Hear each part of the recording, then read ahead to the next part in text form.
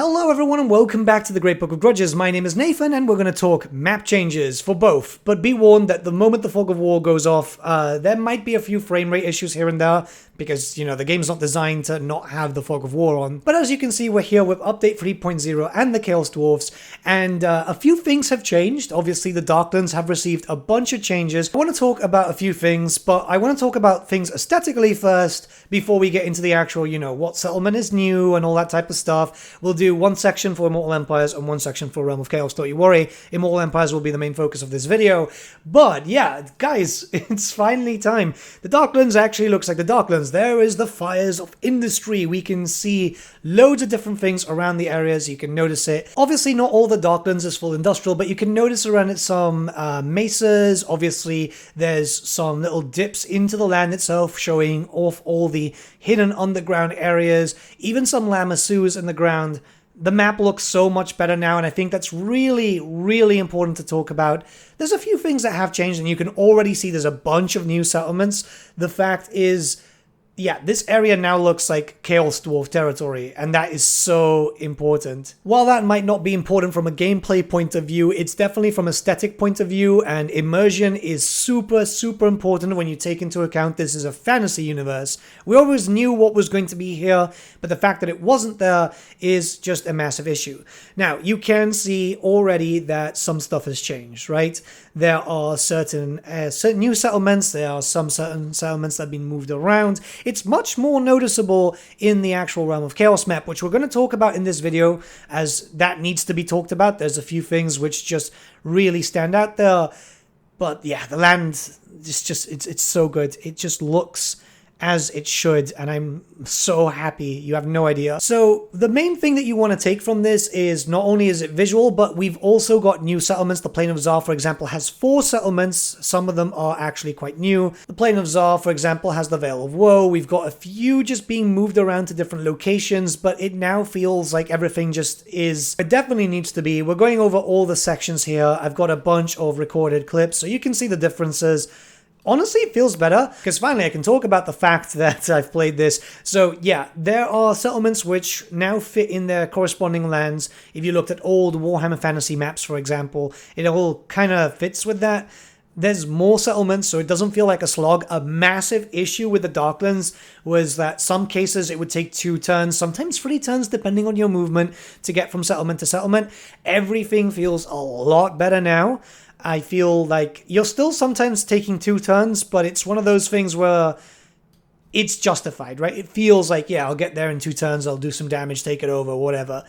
Everything feels very, very good now. Movement feels a lot more fluid, and I think that's just the main issue that we had in the vanilla map prior to this. Now, a big thing to note here is that there's not really a lot of big changes outside of the world. It's more of the case of this was needed for the Chaos Dwarfs, this was needed for any factions you might want to play, which will eventually need to travel through the Darklands, like Zhao Ming or whatever, right?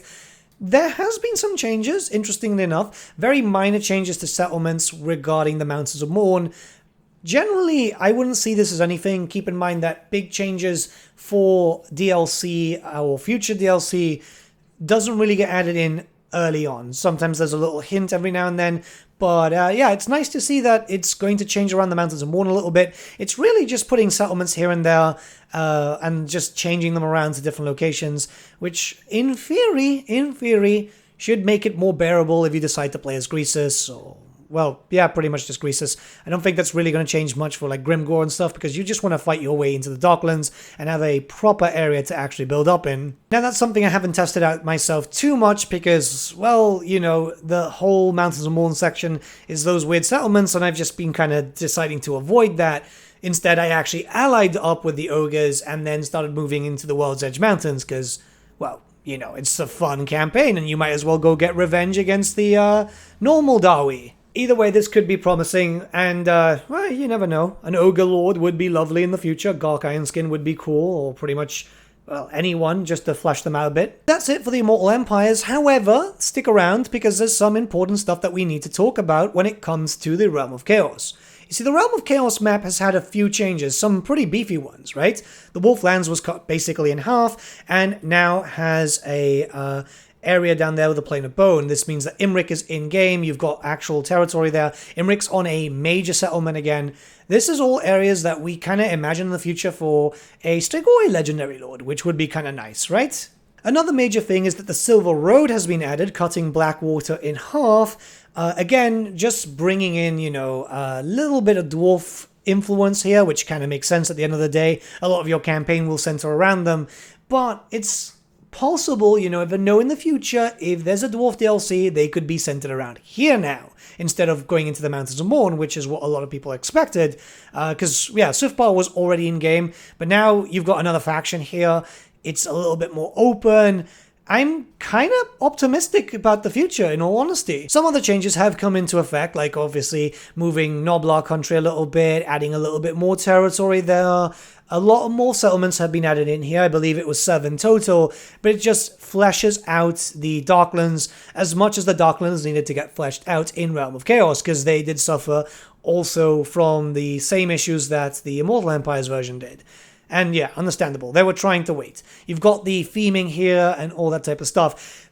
But there's a little bit more to it. And yeah, we want to talk about this part specifically. So something which is very, very curious is the fact that the Haunted Forest is now by itself. It's not linked up to Noblar country. And you can see that the name actually bleeds into the actual Fog of War, which can't be removed because that's a game limit, right? Now, if you go up further into the Ivory Road, Worm Pass, these are territories that eventually in map would go into, like, Ind, for example.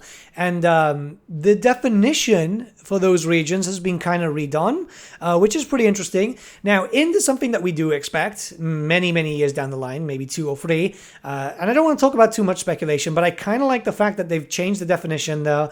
Really curious to see what changes there. Before that, the Haunted Forest actually went all the way pretty much to Worm Pass.